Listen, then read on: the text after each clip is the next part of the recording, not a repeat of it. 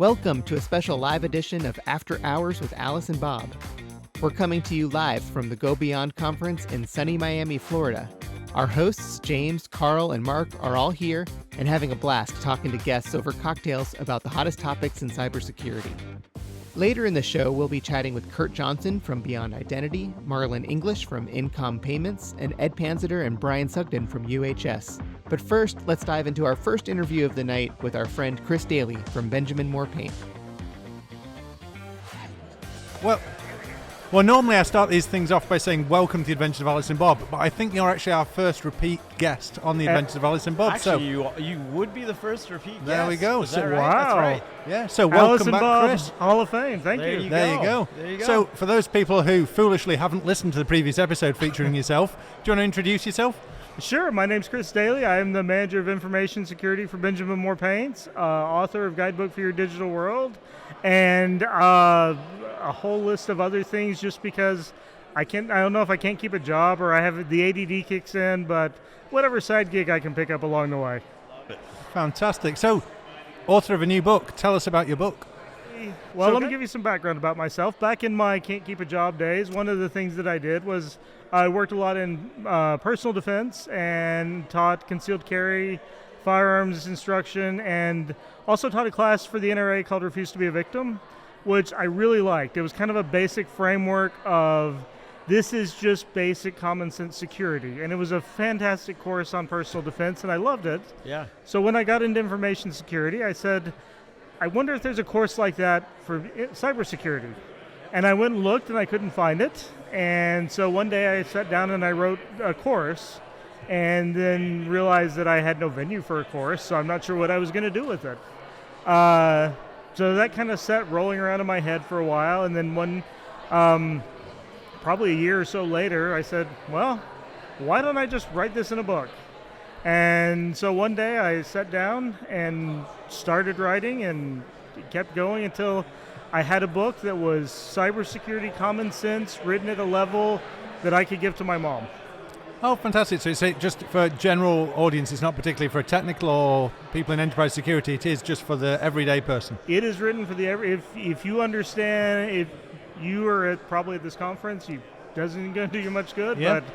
But it's for everyday people and just common everyday cyber hygiene and cybersecurity. Fantastic. Well, there we go. We know what to buy people for Christmas now, so they stop asking us about what to do. I was going to say, it seems like a useful thing. I'm reading the subline here is the how to avoid the scammers and pickpockets on your digital journey, which, to your point, pretty sure that every family member is going to get a copy of the book. Yeah, because as everybody knows, when you work in security, you become like the person to call from every family member of like, I got this email, should I open it? And you're like, no, delete it, log into your bank. If there's something they need to tell you, it'll be there. But is there any like specific like advice that you would kind of like highlight from the book that you think is like, more common or more important in some level?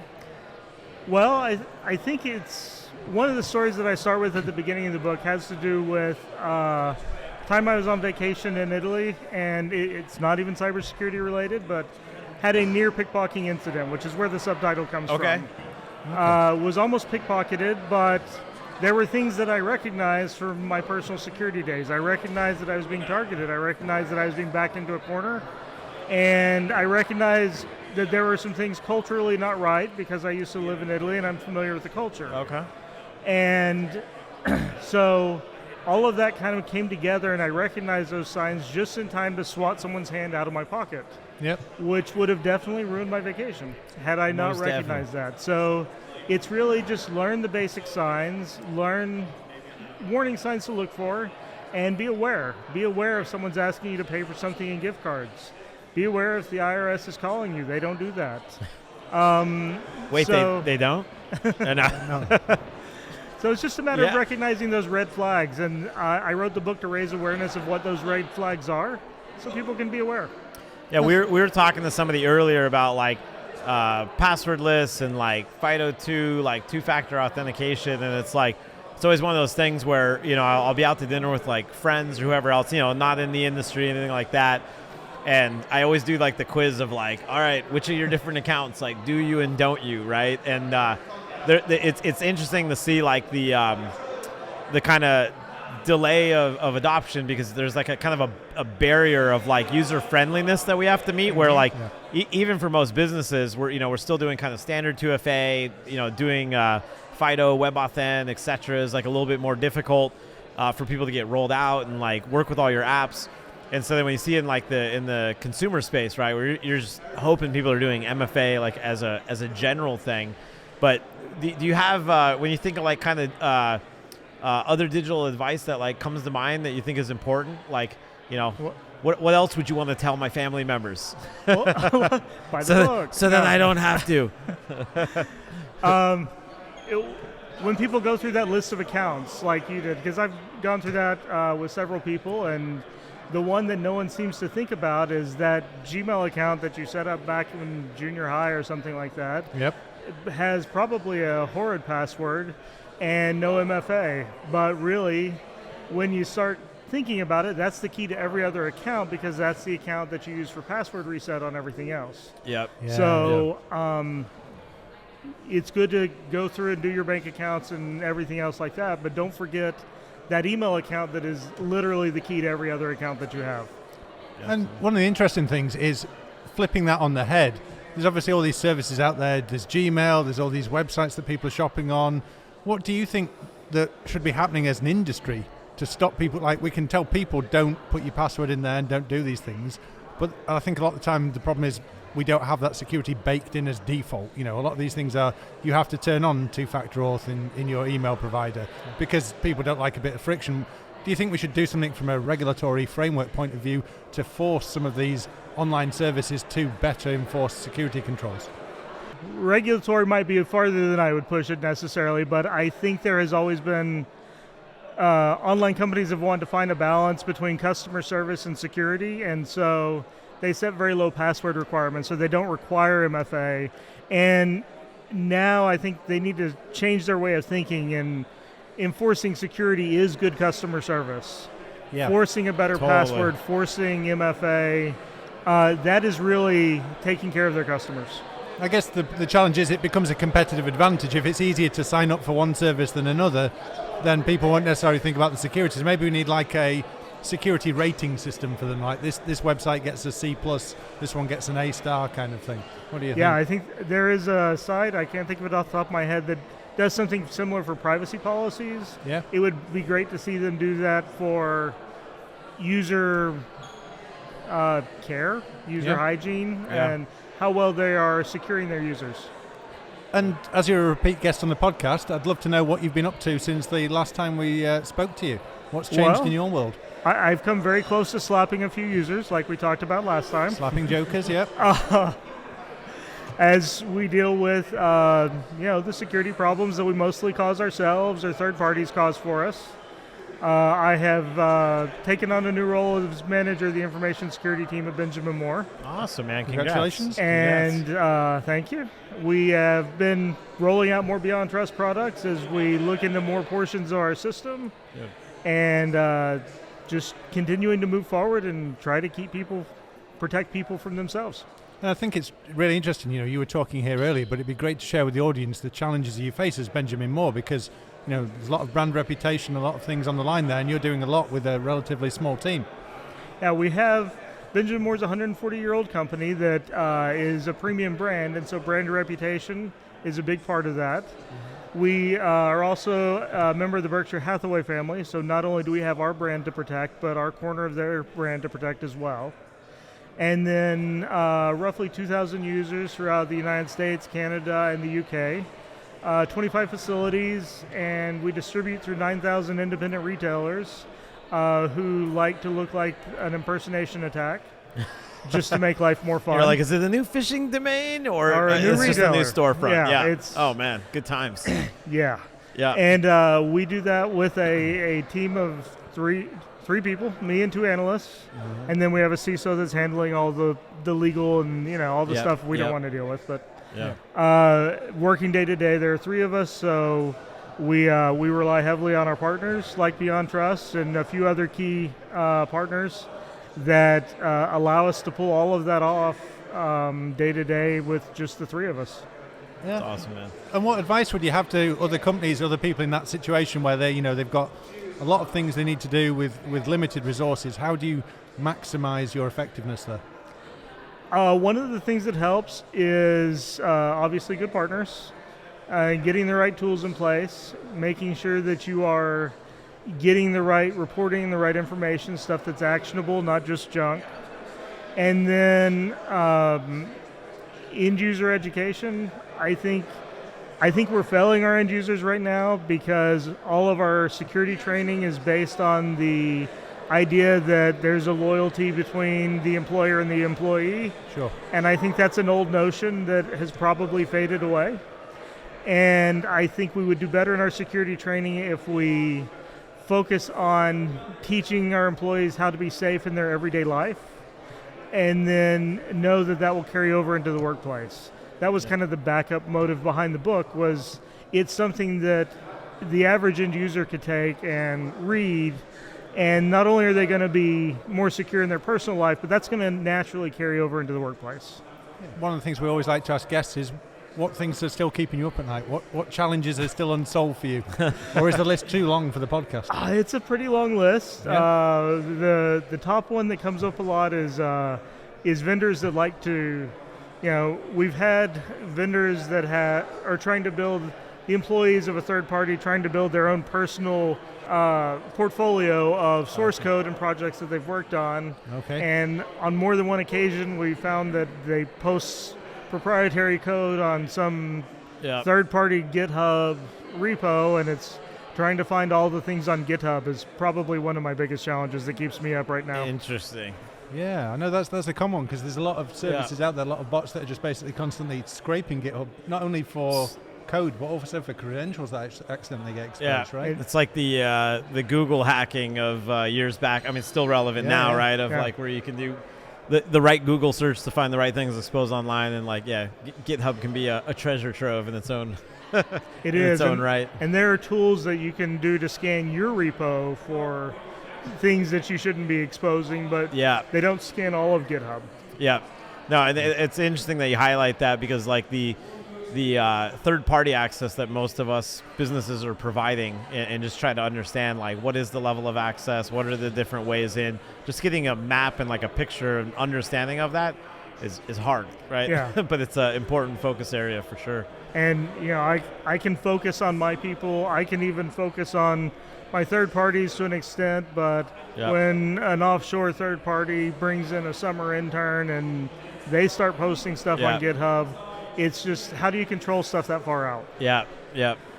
So we're about at the end of our time here today, Chris, but where can people find a copy of your book? It's available on Amazon, Barnes & Noble, your local bookstore, just Walmart, Target. You can look me up on chrisdaly.net, and there are links to different retailers there as well. Cool. There we go. And the book name, one more time, is Guidebook for Your Digital World. Chris Daly, thank you so much, man. Thank you very much, Chris. Appreciate Good it. to see you Thank you again. See you a third time, hopefully.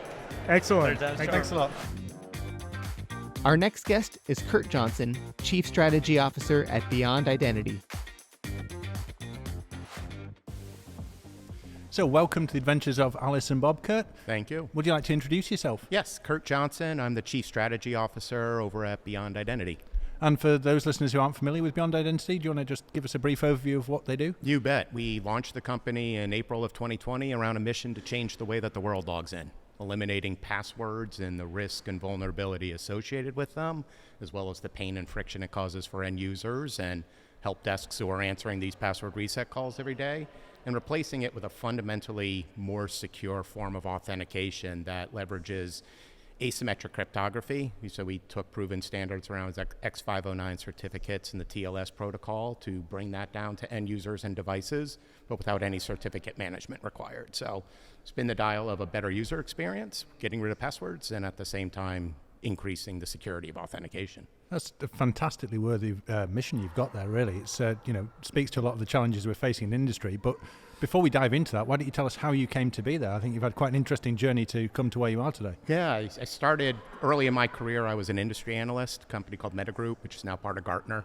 And I was covering services and systems management, so dealing with a lot of the run components of IT.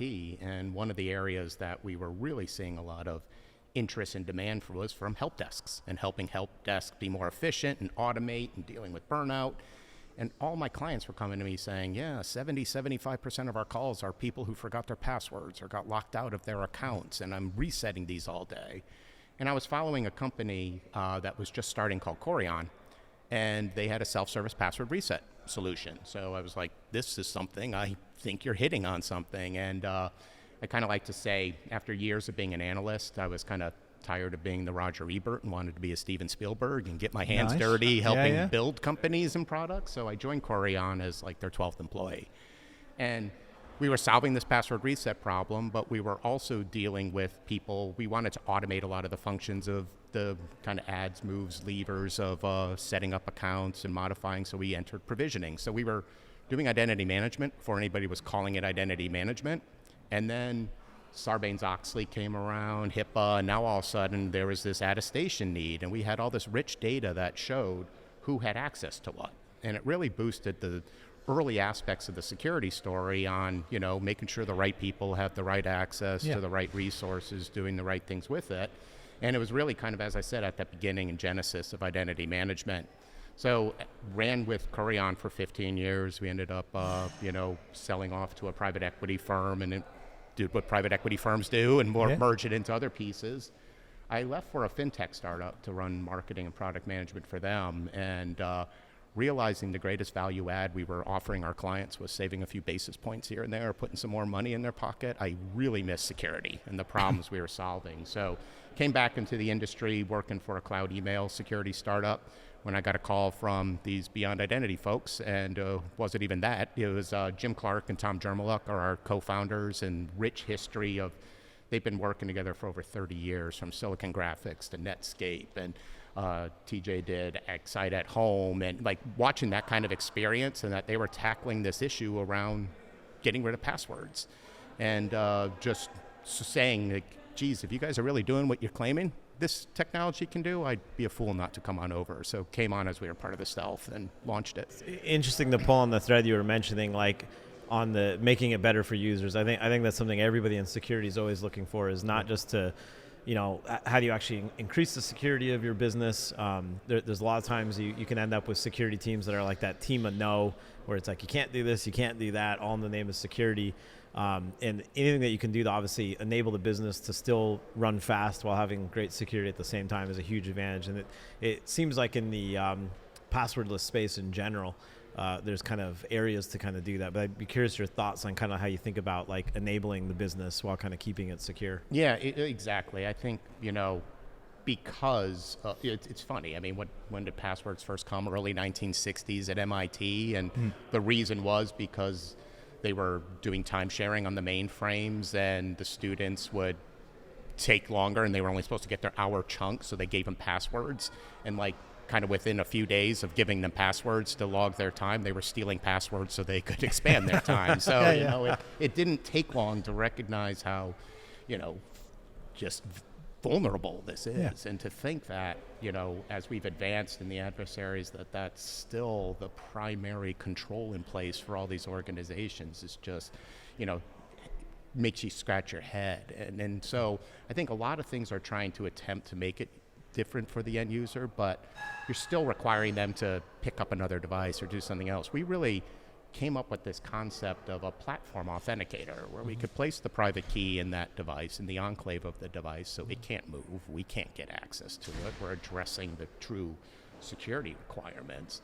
But that also means an end user can log on without having to pick up that second. And the other part of it on bypassing it from the end user versus eliminating it outright is I think a lot of people miss that even if you created a user experience that got rid of the password in the process, the password's probably still in existence somewhere, and it can still be stolen, it can still be compromised. So really our approach was, let's figure out how to eliminate it outright and really require that there's this identity and device binding. So I know it's Kurt leveraging a biometric on that device. I've been cryptographically bound to that with this private key, but then doing the public-private key signing to authenticate that.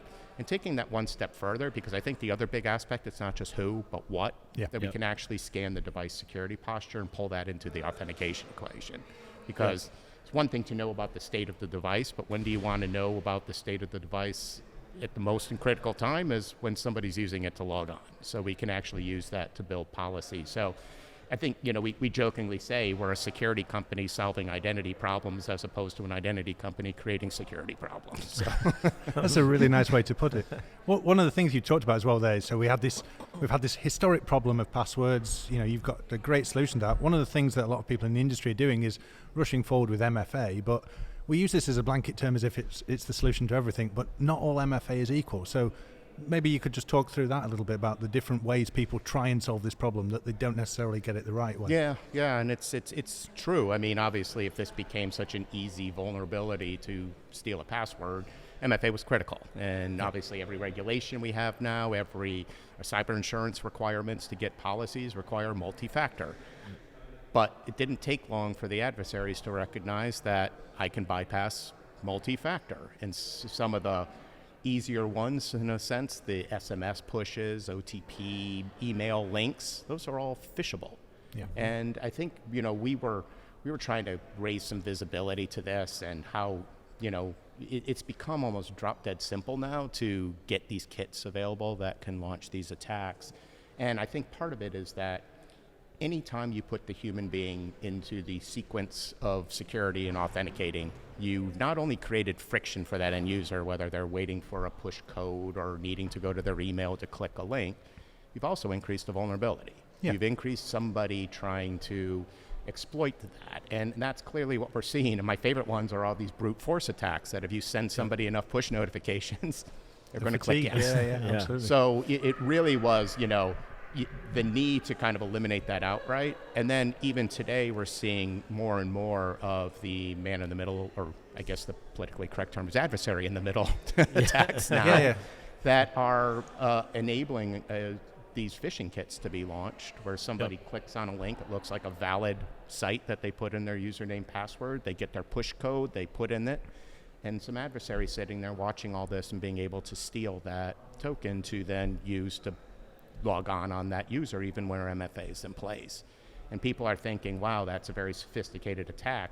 You can buy these kits on the dark web or even on Git repositories. Oh, there's Evil Engine X. Yeah, there we go. So, and with my gated, network knowledge and skills, I could spin up one of these things very easy. So they're doing a paint by numbers approach. So it's clearly critical for organizations today. And I think finally what helped legitimize this a bit was when the White House OMB came out with their zero trust strategy, which really called out specific forms of phishing, vulnerable MFA that federal agencies need to eliminate by the end of next year. So for the government to come out with something that is that quick to go into action clearly stresses that they're seeing such a high volume of these kind of attacks that they had to take the step forward.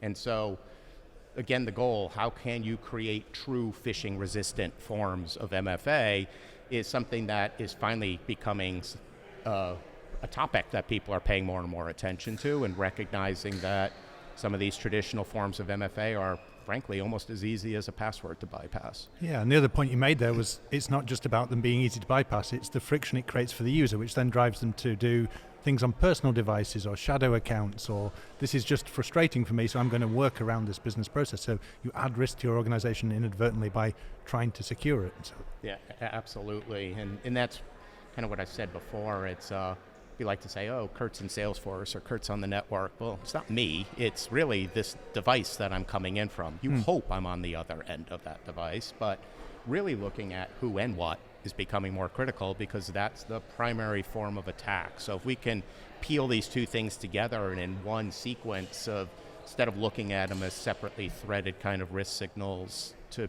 pull them together to look at it as a thing, and that it's Kurt on this, specific device is what's gaining access, and how can we really look at that across the board to validate and ensure that it really is both me and a clean device to get in. And you mentioned that we've known historically about the challenges there of the 20 years of knowing that passwords don't work. Why do you think we haven't managed to tackle this in that time? And do you think we're at a tipping point now where in 20 years we'll be looking at this very differently?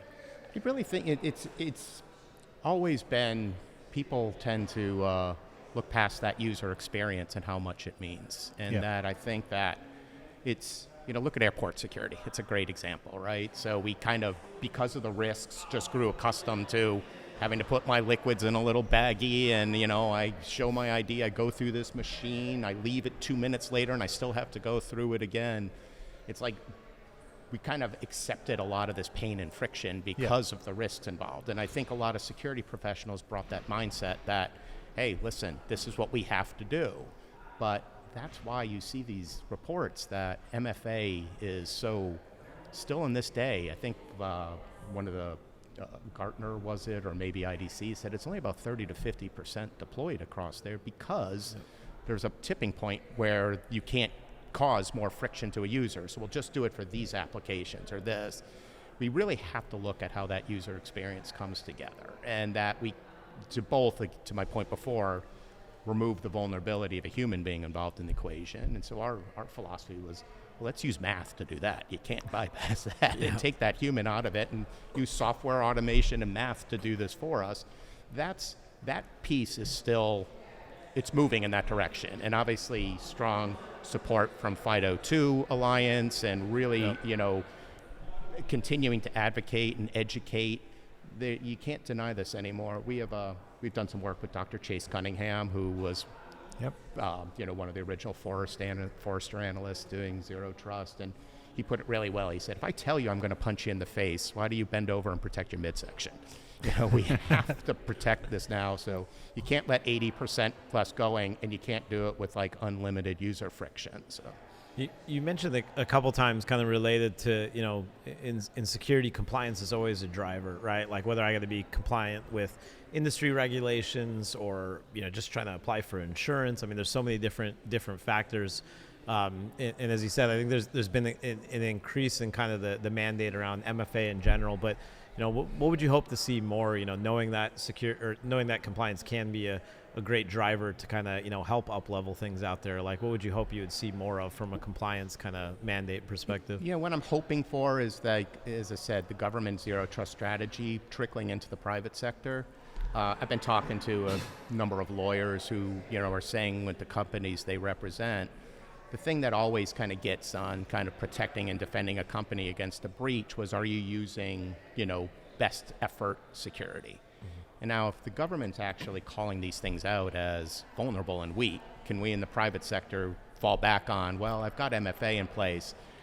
I'm surprised and frustrated a little bit to continue to see how many people think that just because some MFA is in there, they're all set. But I think as more and more of this, I think it's imperative for regulators as well as even cyber insurance providers to really not just do a checklist thing and say, oh, I've got this, I'm fine, but to really peel that onion back a bit or look under the covers that not all, as you were saying, not all forms of MFA are created equal, and really stepping up to that. And I think we'll see more of that. There have been cases where cyber insurance providers are not paying claims because they said, well, what you told me really wasn't in practice, that more and more of these breaches are happening, more and more of them are becoming public. I mean, geez, the Uber breach, even Microsoft themselves are all seeing this as by, SolarWinds infamously seeing the bypassing of MFA, that really will become more into a better understanding. And I do think the regulators and the cyber insurance providers and underwriters are going to be stepping up. Was it 2 years ago they said, like, it was the first year cyber insurance providers lost money? So, there's a bunch of actuaries and underwriters figuring out a better way. Yeah, absolutely. So if people are interested in learning more about this area, you've mentioned FIDO2 Alliance. What are the good places that people can go? Because I think a lot of people still aren't quite understanding that there's, some of these forms of MFA are phishable potentially. Yep. They think they're doing the right things. How can they educate themselves more in that space? No, yeah. So a big fan of the FIDO Alliance and what they're doing. They have more. They have their Authenticate conference bringing this up, a series of content and webinars around this. The Identity Defined Security Alliance is another great source, ID Pro, more and more organizations that are really about, we in this industry have been talking about identity as the, new perimeter for a long time. I think we're finally at the cool kids table in the cafeteria. So it's, and as a result of that, there's some really good research. And then, I know zero trust gets thrown around about that, but the concept and the principle is fundamentally critical and sound, that kind of getting through a lot of the vendor noise about it and really looking at, pragmatic ways that organizations are implementing the concepts of zero trust, recognizing not something you just install and it's ready to go, it's an ongoing journey. Seeing and hearing more from some of those that are underway and sharing that information is critical in this industry. So, and it's been good for us too, because we've partnered with folks like CrowdStrike and SentinelOne and bringing, EDR, not just detection and response, to the front lines, and Zscaler and Palo Alto and others, that vendors in kind of the broader security ecosystem are really centering in on identity and partnering with firms like ourselves to really kind of help up-level that. And so I think there's going to be a lot of good things coming out of those kind of collaborations as well. No, that's wonderful. And it's one of the things you often talk about, Mark, isn't it? This understanding the core physics of security. And this is what this comes down to, that there's often this misconception and people are chasing down solutions with maybe not understanding the physics of how identities and access works. Yeah, I mean, I think on the, if you take like what we've been talking about of like the difference between like, I don't know, WebAuthn 502 versus standard SMS or whatever, and just like, kind of, I think we'll hear things in security of like, such and such is unphishable, but like getting to understand the physics of like why that is, I think is super useful, right? Because the more you can kind of understand the core security physics, if you will, right? It's the timeless stuff, right? So as auth changes, as who knows what protocols come down in the future, you have kind of the base concepts to kind of understand versus just kind of a tool product, kind of view of it, right? Like what is the physics of it and so forth. So 100%. And I know we have a biased view on this, but like these zero trust journeys, you got to have that authentication piece done right. In Maslow terms, you can't have self-actualization before food and shelter. So let's, kind of get some of those bases in place. Yeah. Well, the hierarchy, Microsoft once published a blog about the hierarchy of cyber needs, and, like identity was there, and it said people are rushing to do all these detection things, and they're forgetting about actually securing identity, securing devices, all this kind of thing there, and the software that runs on them. So if you don't have those things, there's no point in rushing to this next-gen detection solution if you don't have identities and devices secured down. So absolutely the hierarchy of needs kicks in there. So just as we're drawing to an end here, maybe we could ask you what things you wish you'd known earlier in your journey, in your career. That, so when we launched this, we're sitting there going, who's not, I love my password as something never said by anybody, right? So we thought this is going to be easy. The organizations hate them, people, end users hate them. But the technical ability of eliminating a password is a heck of a lot easier than the behavioral aspect of it as well. So and we even had to tweak some of the user interface because people were like logging on and not seeing anything, going, wait, what happened? I didn't put anything. So we pop up our little Beyond Identity is working here. That that you really need to look at both those sides of it. It's not a technical piece. It really is the process piece. And I think we overlooked that there's such a pain that this thing was just going to be, easy, that there's a lot to really kind of, when you're touching, especially when you're touching that experience, it's one thing on the workforce side, but we also do this for customer identity, that anything that would cause even the wee bit of just skepticism or doubt within a consumer is critical for deploying it. So, it's looking at a lot of those soft issues that are so critical to solving a security problem. Absolutely. And if people want to find out more about yourself or Beyond Identity, where can they find you, all the information? beyondidentity.com. And we have a rich set of, we just kicked off our Zero Trust Leadership Series and had Dave Manx participate in that and Beyond Trust support in that. So we're, again, kind of that collaborative piece. We have those, that virtual series up there to see and a bunch of rich content. We just published the book on this we felt so strongly about called Zero Trust Authentication. Great. With our partners over at Aimpoint that really kind of lay out what does this mean and how do you bring these principles of zero trust into an authentication sequence. So check it out. That's great. Well, thank you very much for joining us today. Really appreciate it. Thank you so much. Yeah, and great to be here and looking forward to more of the conference. Thank you very much. Our next guest is Marlon English, Identity and Access Management Manager at Income Payments. Welcome to the Adventures of Alice and Bob. Do you want to introduce yourself? Yep, Marlon English, and I'm from the Atlanta area. Yeah. I'm an Identity and Access Management Manager for Income Payments. Excellent. Well, it's quite a mouthful of a title there. You got to get the full title in on the podcast. Absolutely. Well, great to meet you, Marlon. How did you first become interested in technology and get into this space? Oh man, so I've been in technology almost 20 years. I drove trucks for 6 years, CDL, and decided to make a change, do something a little bit cleaner. Went and got my degree and did an intern at a hospital, and then history kind of wrote itself from there. So really good stuff. Yeah, and then how did you end up specializing in the identity access management? Did you go into that initially or shift into that space? Started at the help desk. Yeah. Yep. I preach this to everyone. When you start in IT, start at the help desk. Yeah, That's totally where agree. you know where all the Totally bodies agree. are. You know everything. So Yep. that helps you kind of elevate to kind of boost your career a little bit quicker than someone coming Yeah. in, at a specialized level. So that's where I started. Management kind of told me, I think you got an eye for managing people. Yeah. And kind of flipped over on the management side. So it's been good. Been a good experience. Yeah. Oh, no, I was going to say, I like what you were saying about like kind of starting with the help desk and like, I think especially like security, identity, anything like building like an empathy for the users, right? 'Cause Exactly. I think like one of the horrible things people do is everybody always wants to like blame the user, blame the employee, and it's like they're just there to do their job. Like they're not the security person, right? Like we got to all enable them to do things in a secure way. And I think like building that empathy, like working in help desk, working in IT, like getting that understanding is like so crucial. Yeah. So Yeah, as I say, from that access space to get into privileged access management, what's been one of the hardest challenges you've had to explain to end users?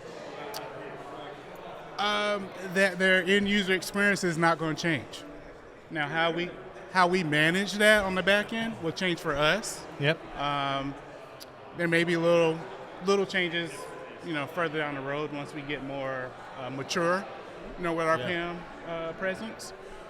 So that's been the challenge for us right now, especially from a Linux server experience.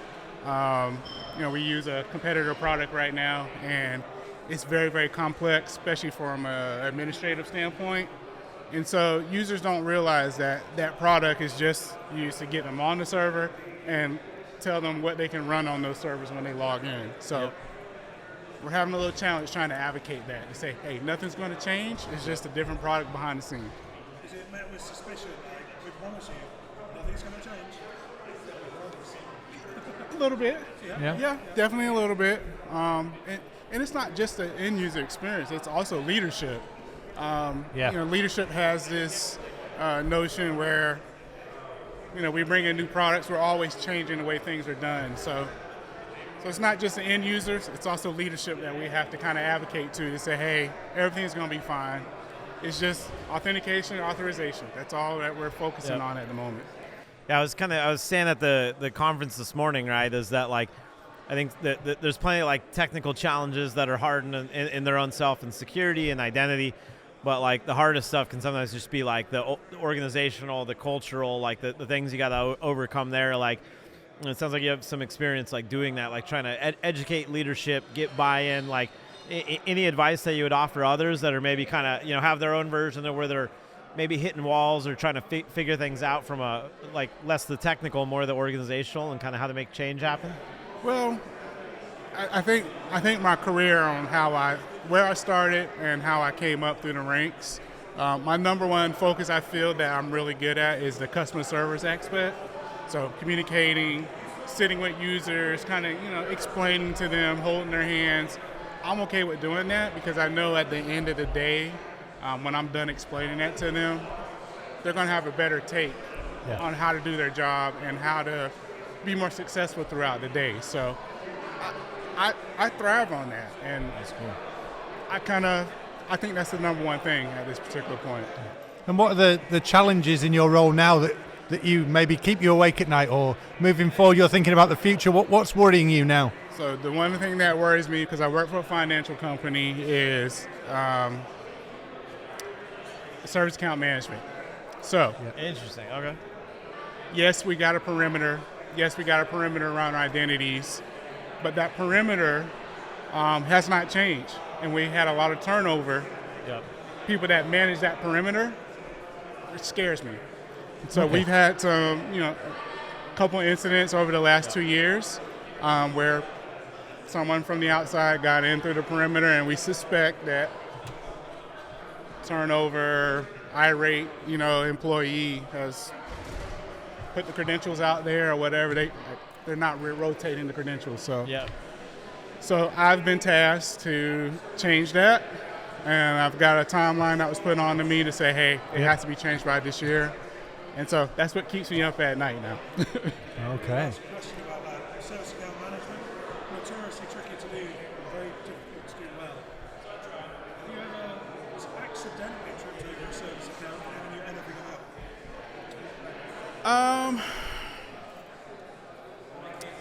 A couple times. Culture shock. I'm just going to say that. Cultural shock is where I want to start with this answer is people hate change. Yeah. So when you're telling them you're going to go ahead and rotate service account passwords, they kind of freak out. And then if you're telling them everything's going to be okay and you go and do it and you cause an outage, Yep. kind of a bad taste in their mouth. So, I really want to work with Beyond Trust, as our relationship grows, to ensure that we have that right intelligence to make good decisions. Yep.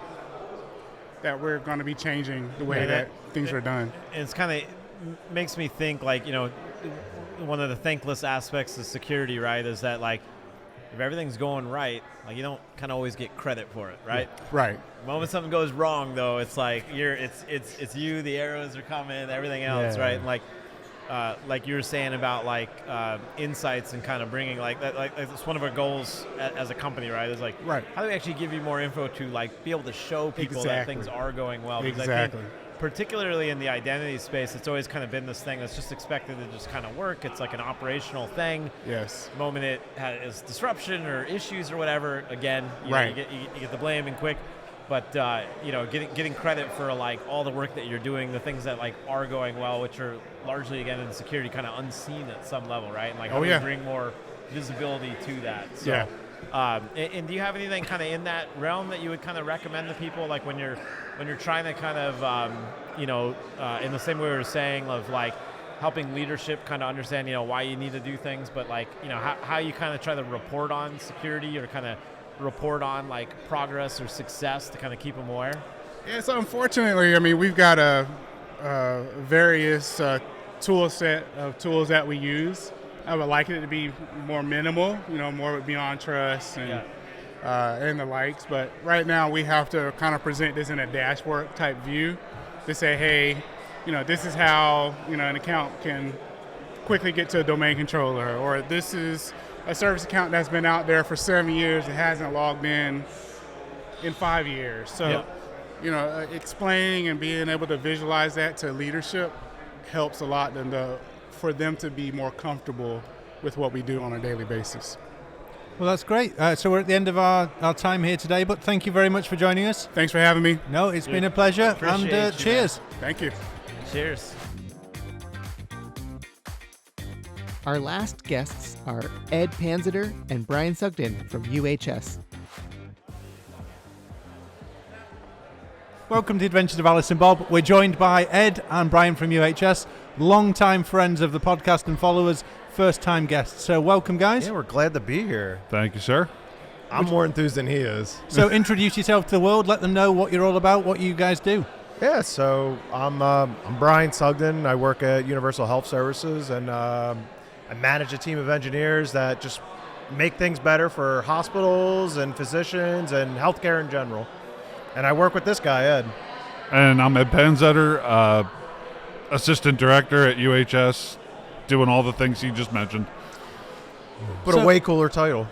Way cooler titles. Well, titles aside, working in healthcare must be a pretty interesting security challenge that you face. So what are some of the biggest hurdles you guys have got to overcome on a day-to-day basis?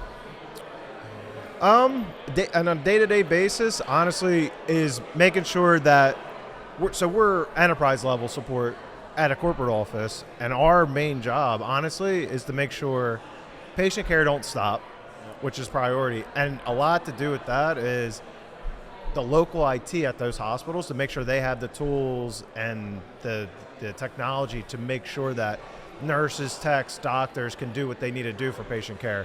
I mean, that's the bottom line. We do a million other things, but at the end of the day, it comes down to patient care. Okay.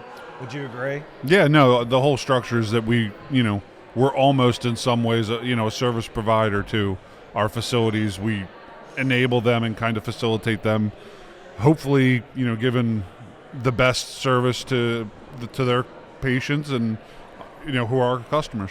And as well as working with all those local, teams, you must have a huge range of vendors you have to bring into those environments, medical equipment, things that effectively can't be patched, can't be updated. How do you start to manage all those challenges? So, well, I don't know if we'll have... Where to begin? Yeah, I'm seeing the flashbacks beginning. Yeah, oh, God. You weren't there, man. Well, one of the things, I guess, like a quick and easy example will be something as simple as blood pumps. How they work, I don't know, but I know they're crucial, right? Blood pump sounds crucial. They can't be on the domain. They have to be on an isolated network, but they have to be able to get out to the internet so the vendor can get to these. And honestly, that's where the PRA jump client actually comes in, that comes in handy. They were natting things out into the internet, and it's like, Jesus Christ, like, what are you thinking? But they're so crucial, but we're also going to put a NAT out to the internet. And now, not to do a plug for Beyond Trust, but I have to, I guess, with PRA, the jump client allows for better support.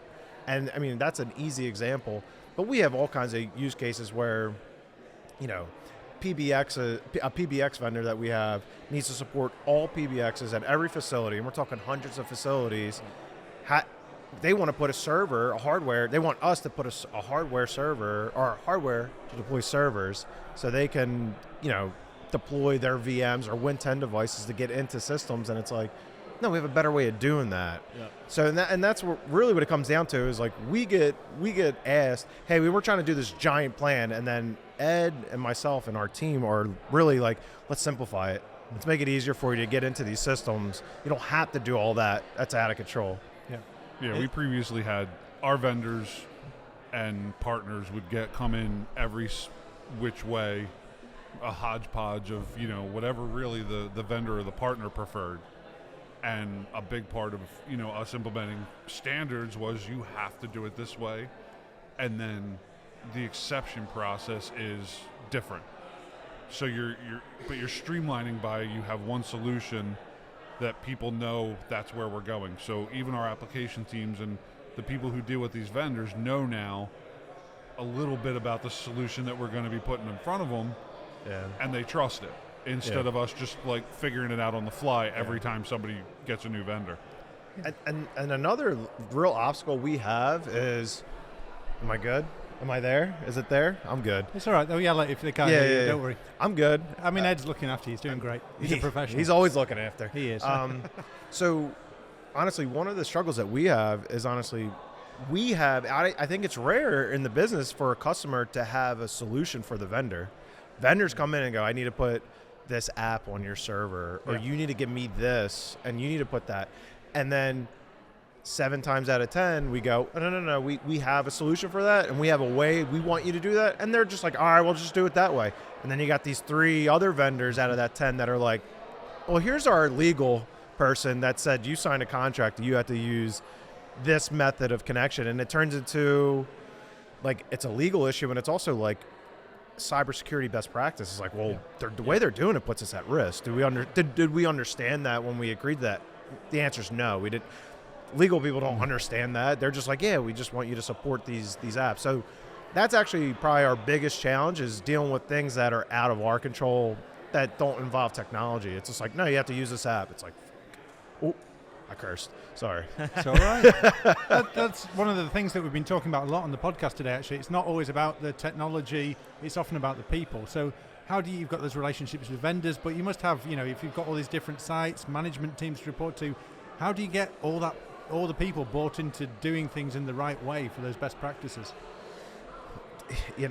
Dog and pony shows. Well, it used to be a dog and pony show, right? When you first introduce it, like we were saying earlier in the one session, it's culture shock. Yep. You're hitting people over the head with a frying pan, and they're like, "What are you doing to me?" That phase has ended. At least we're lucky that phase has ended, and now it's just a matter of keeping people honest. Yeah. It's like, there's a process. We have policies and procedures that you need to follow. Just follow it. And honestly, most of the people that we work with, and we work with people in all North America, UK, they know now. It's like they like bumping it up to our group. Hey, no, you go talk to them. They'll get you sorted. Like they don't even try to figure out a shortcut. They're just like, no, there's a way to do this that we're aware of. We may not understand it, but we know it's the way to do it. And I think that's kind of the experience now as we get. But that's like an amazing testament to, I think, like you guys in particular. Oh, absolutely, yeah. Is like most people working in this field, right? Like they become known as like the team and know, and you end up getting everybody's just trying to find a way to like work around. Like the fact that you actually have people like reaching out, for good or for worse, is like that's like it's like, but it's an amazing achievement, right? Like most teams are trying to figure out how to become that. People actually see them as somebody to go to try to get help with those things. Like that is. No small feat. Yeah, we've had a lot of years of convincing people that we're not trying to blow anybody's spot up. We're just trying to support you. Yep. Help you get your job done. Yeah. We're not causing problems on purpose. But unfortunately, it's a large enterprise that does need some protection. We're also lucky that we don't fall under the security umbrella at our organization. Yeah. We're on the infrastructure side, which handles Active Directory and things like that. Yeah. So we're kind of lucky that I think we can kind of avoid that, the team of no or the people of no, by being kind of off of that thing. And then we direct them to security when somebody needs to say no. Absolutely. So just stepping back, how did you guys end up working in technology and like going down this path to begin with? Like, how did it come about? I mean, it looks like you grew up together. When I was 14, I started oh, wait, no, that's not my story. Someone else's story, that one. No, I went to school. I paid a lot of money to go to college for 2 years for civil engineering before discovering that, no offense to civil engineers, I could not picture doing that for 40-some years. And kind of always loved computers and finally just was like, well, let me try and make a go of that, and it's worked out really well. That's awesome. What about you, Brian? Oh, man, I have a story, don't I? I started working at a behavioral health facility that my company owns as a per diem groundskeeper. I was mowing lawns. I was 18, just got out of high school. Yeah. Didn't know what I was going to do in college. Long story short, I'm mowing lawns. I'm replacing toilets at a hospital that UHS owns. I was going to school. I went to Temple. I actually have a teacher's degree. I went to graduate with secondary education, history, minor in English because I love the English. Come on. The people, not the language. The people, not the language. You specialized in English people. I like this. Yeah, Sugden's English. I thought we connected. Yeah, nobody likes the English. And honestly, IT was a hobby. Like for everyone that's in IT, it was a hobby. And funny enough, the local IT person at this hospital just quit, walked out. Was just like, I'm done, whatever.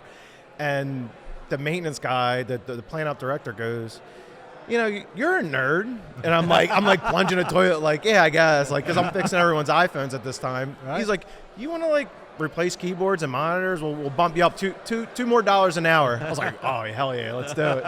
And that's how I got into it. The hobby turned into a small role. And then when I finished school, I got my degrees in teaching. I came to a crossroad. Like, am I going to go teach, or I'm going to go in IT? Because I really had fun doing IT. Mm-hmm. I went an IT rail, and I was like, I'll see where it takes me. And that was over 10 years ago. And I went from the hospital, went to another hospital because I was like, maybe it's different at other hospitals. And then I was like, nah, it's not different. There was a position up at corporate, went to corporate, did desktop stuff, and then I was like, this is boring. I want to do more. Got into engineering, and here I am now. I'm just kept moving up the ladder. Awesome, man. That's awesome. That's why everyone's like, oh, what'd you do? Did you go to school for IT? I'm like, no. I learned about like managing a classroom. Yeah, I mean, which is why me and Ed work well together. As a skill thing, right? I wonder how much like the learning like how to educate has actually like benefited in some way, right? Of like trying to bring people. That's like half of security and all the stuff that we're doing, right? We're just trying to educate people and bring them along, right? And like I can tell you, for him, for Brian, a lot of it is the education background helps him with the communication to users, but also with leadership. Yeah. Understanding what people are going to respond to and things like that. And I think it's a surprising benefit. I mean, everybody gets caught up in the degrees. Like I said, I dropped out. I didn't get my degree for another 10 years, I think, at that point. Yeah. And then got a bachelor's and got a master's after that. But it's not a requirement. In this industry, it's way more important that someone enjoys what they do and likes solving problems. Yeah. Obviously, than that they have an education that says they can do it. Yeah. Yeah. Well, that's a loss to the worlds of civil engineering and janitorial services, but it's a huge gain to the world. Lawn too. I was a landscaper, man. I'm planting mums. Landscaping, absolutely. Well, thank you for joining us today, guys. Yeah, really this is appreciate great. you coming along. Definitely. And finally, cheers. Yeah, cheers. Thanks, James. Cheers. There we go.